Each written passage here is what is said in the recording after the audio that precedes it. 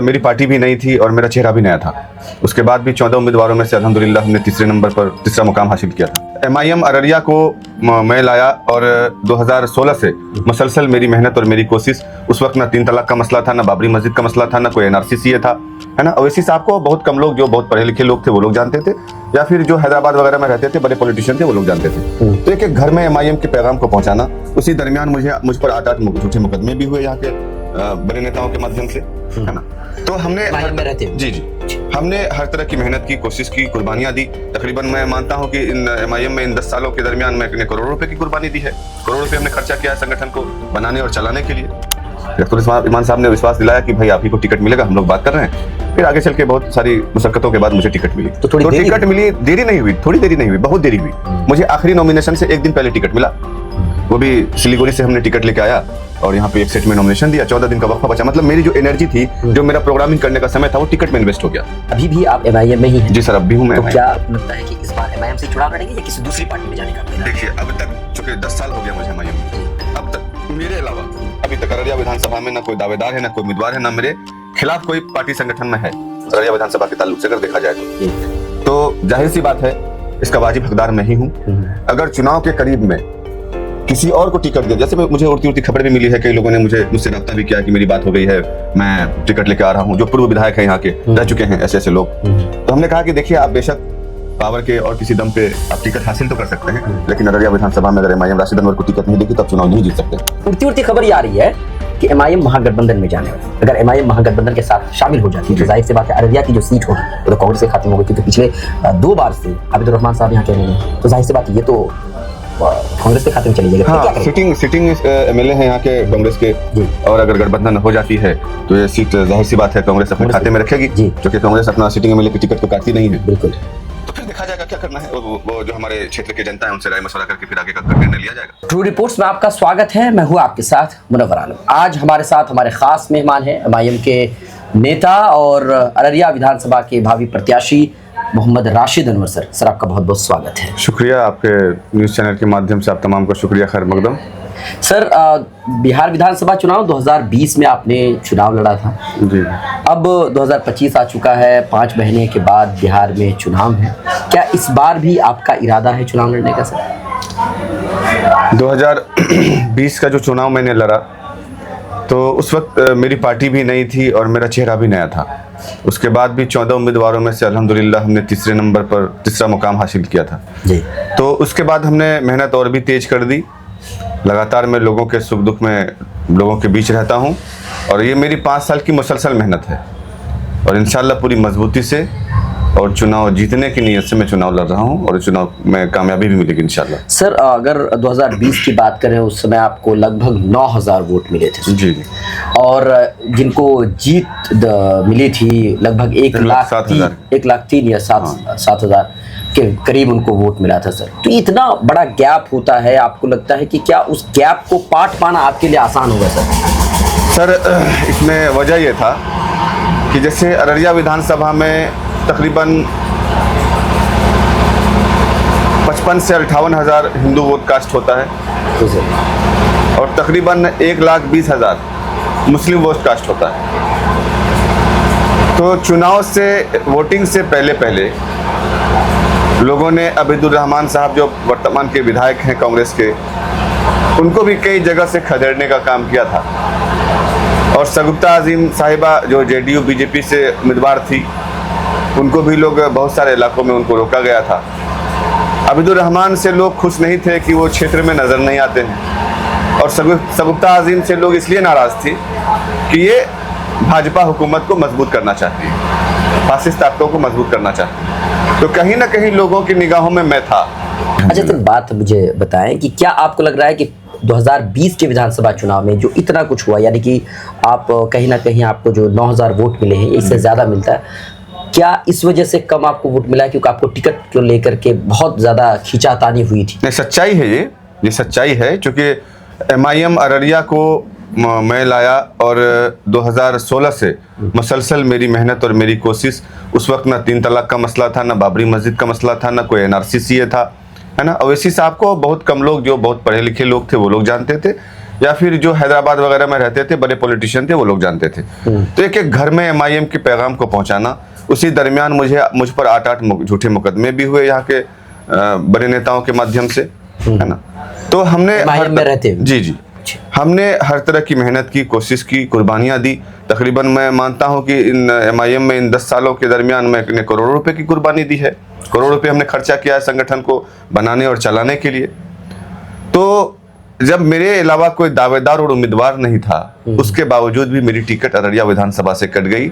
70% आबादी अररिया विधानसभा में मुसलमानों की, उसके बावजूद एमआईएम यहाँ पर मजबूत स्थिति में थी, फिर भी यहाँ टिकट गठबंधन में चली गई रालोसपा को। ना उसका कोई जाति समीकरण था, ना कोई वोट बैंक था, ना कोई उनका यहाँ पे संगठन था, ना कोई चेहरा था जी। तो मुझे वहां से फोन आया कि आप हम लोग को तो टिकट आ गया है, आप आ जाइए पटना, आप रालोसपा का टिकट ले जाइए। हमने कहा हम लड़ेंगे तो मेरा सिंबल पतंग पर ही होगा, क्योंकि हमने पतंग पे ही मेहनत किया है पिछले 5 सालों से। तो फिर हम लोगों ने अख्तुल ईमान साहब से मुलाकात की। अख्तुल ईमान साहब ने विश्वास दिलाया कि भाई आप ही को टिकट मिलेगा, हम लोग बात कर रहे हैं। फिर आगे चल के बहुत सारी मुशक्कतों के बाद मुझे टिकट मिली। तो थोड़ी देरी टिकट मिली, देरी नहीं हुई, थोड़ी देरी नहीं हुई, बहुत देरी हुई। मुझे आखिरी नॉमिनेशन से 1 दिन पहले टिकट मिला। वो भी सिलीगुड़ी से हमने टिकट लेके आया और यहाँ पे एक सेट में नॉमिनेशन दिया। 14 दिन का वक्फा बचा। मतलब मेरी जो एनर्जी थी, जो मेरा प्रोग्रामिंग करने का समय था, वो टिकट में इन्वेस्ट हो गया, जिस चक्कर में हम प्रोग्रामिंग नहीं कर पाए। और दूसरी चीज ये है कि अररिया विधानसभा में 7 नवंबर को वोटिंग था। ओवैसी साहब यहाँ पर 29 अक्टूबर को आए थे और हमने कई और जगह मुंतखब किया था, लेकिन उनकी जो टीम थी उन लोगों ने कहा कि नहीं भाई वहीं एक ही जगह होना है। तो वहीं पे हुआ और बहुत बिफोर हुआ। उसके बाद पार्टी के कोई भी बड़े चेहरे, चाहे वो किसी भी राज्य के प्रदेश अध्यक्ष हों या स्टार कैंपेनर हो, अररिया ने किसी ने झांक कर नहीं देखा। मैं तन्हे तन्हा चुनाव लड़ा हूँ और अपने बलबूते पर चुनाव लड़ा हूँ।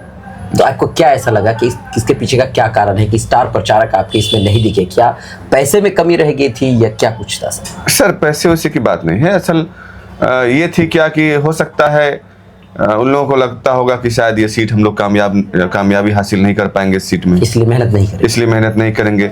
या उन लोगों के दिमाग में ये होगा कि चलो भाई बहादुरगंज है, अमोर है, किशनगंज है, जो कि हाट है, उधर का जो एरिया है हम लोग इधर ही पे पहले 5-6 पर मेहनत करें।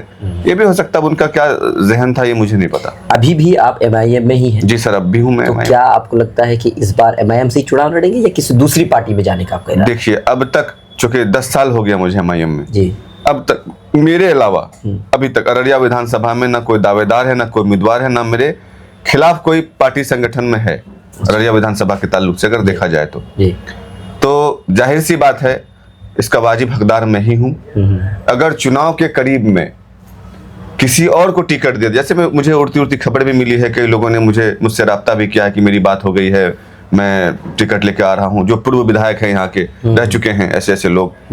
तो हमने कहा कि देखिए आप बेशक पावर के और किसी दम पे आप टिकट हासिल तो कर सकते हैं, लेकिन अररिया विधानसभा में अगर एमआईएम राशिद अनवर को टिकट नहीं देगी तो आप चुनाव नहीं जीत सकते, क्योंकि राशिद अनवर की पहचान एमआईएम से और एमआईएम की पहचान राशिद अनवर से अररिया विधानसभा के ताल्लुक से। क्योंकि हमने करोड़ों रुपए की कुर्बानी दी है सर, और हमने बहुत मेहनत किया है। अच्छा, मैं आपसे सवाल करना चाहूंगा कि 5 सालों के बाद जब आप चुनाव हार गए तो फिर मैदान में गए या नहीं गए? लोग ये कह रहे हैं कि भाई मैदान में नहीं दिखे। सर मेरा आप इंस्टाग्राम उठा के देख लीजिए, मेरा फेसबुक आईडी देख लीजिए, आपको हमेशा का मिलेगा। मैं हर क्षेत्र में जाता हूं और अभी से नहीं 5 साल से। अभी तो बरसाती मेंढक बहुत सारे निकल के आए हैं 2-4 महीने से, है ना, 2-4 महीने में बहुत सारे बरसाती मेंढक भी दिख रहे हैं। लेकिन मैं इलेक्शन हारने के दूसरे दिन के से क्षेत्र में हूँ, जहाँ पे समस्याएं होती है वहाँ समाधान के लिए मैं पहुँचता हूँ। जहाँ से लोगों के माध्यम से मुझे खबर मिलती है कोई घटना, कोई दुर्घटना की, तो मैं वहाँ पहुँचने का सबसे पहले प्रयास करता हूँ। और रही बात, मैं भी इंसान हूँ, मेरे भी कारोबार हैं, मुझे भी घर परिवार है, तो मुझे उधर भी वक्त देना पड़ता है। जी जी। तो इस हिसाब से मैं मिला जुला के काम कर रहा हूँ। अभी बहुत सारे लोग हैं जो आएंगे। तो मैं एक चीज़ ये कहना चाहूँगा कि अररिया में अब भी मेरे अलावा कोई दावेदार और उम्मीदवार नहीं है।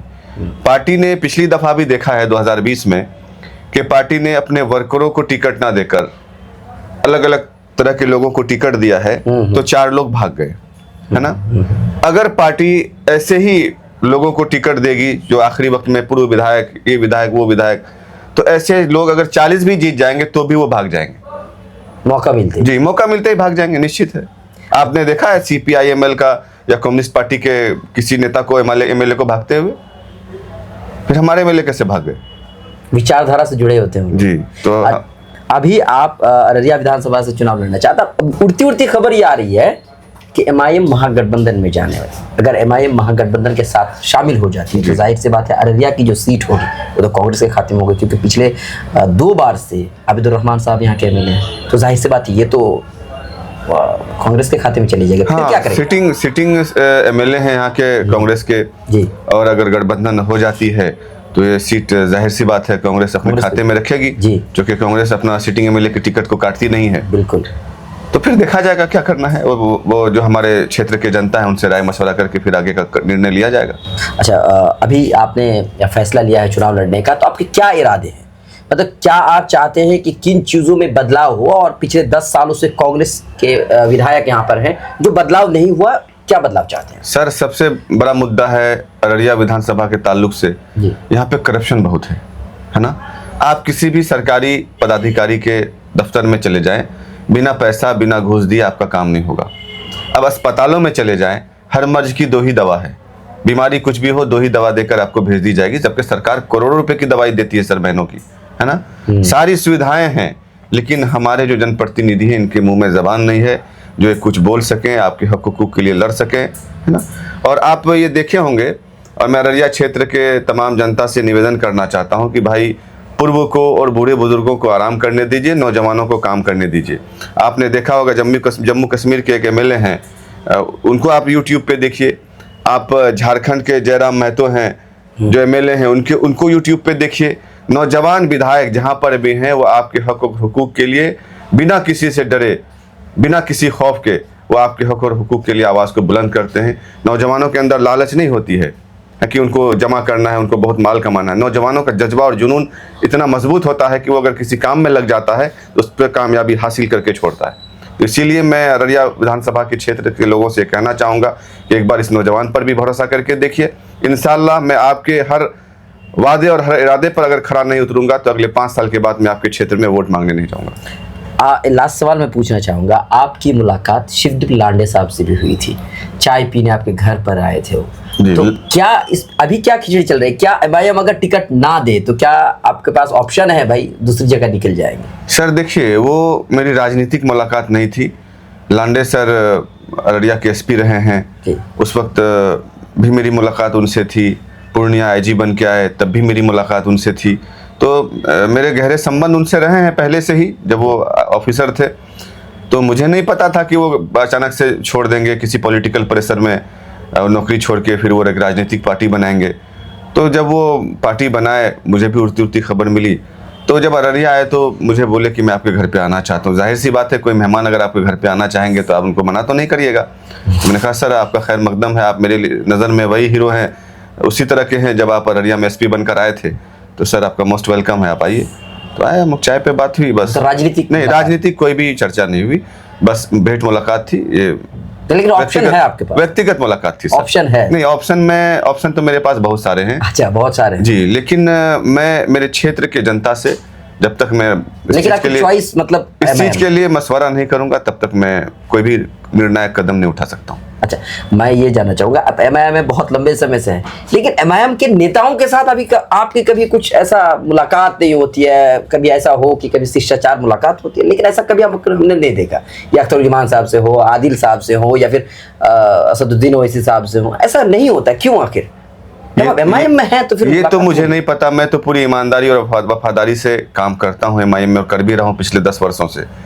मुझे लगता है किशनगंज के बाद अगर पूरे बिहार में सबसे ज़्यादा कहीं मेहनत हुई है तो अररिया विधानसभा में हुई है, या अररिया जिला में हुई है।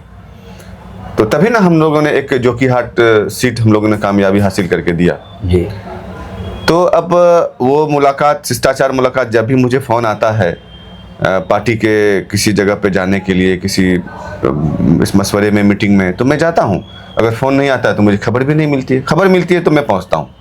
अब जहाँ पे बड़े पदाधिकारी को मुनासिब लगता है वहाँ पर मुझे बुलाते हैं, जहाँ पर उनको गैर मुनासिब लगता है वहाँ नहीं बुलाते हैं। वो उनकी सोच, वो जाने। चलिए, बहुत बहुत शुक्रिया। हमारे साथ थे अररिया विधानसभा के भावी प्रत्याशी मोहम्मद राशिद अनवर सर, जो MIM से 2020 में चुनाव लड़े थे और इस बार भी पूरी तरीके से चुनाव लड़ने की तैयारी में हैं। अभी तक के लिए इतना ही, बहुत बहुत शुक्रिया।